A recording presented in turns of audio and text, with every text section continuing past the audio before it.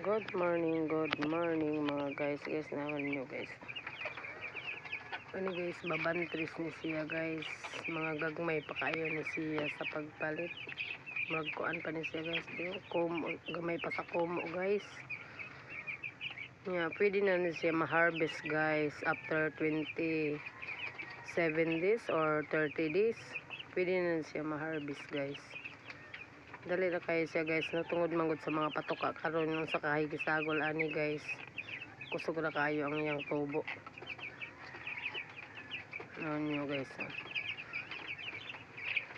Kamanay bahala mo.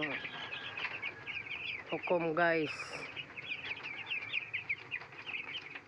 Okay ba ni siya nga kanang halos kada adlaw mauray aton makitan sa katawhan nga kanang maura dayong madali og palit. Nindot manggod guys kanang mga Bisaya kay kanang daga na siya mga 1 year. Ayang kinauna na guys, mga normal na alas sa dota magtuka-tuka, mga gunahon. Mana siya guys, salamat sa Diyos.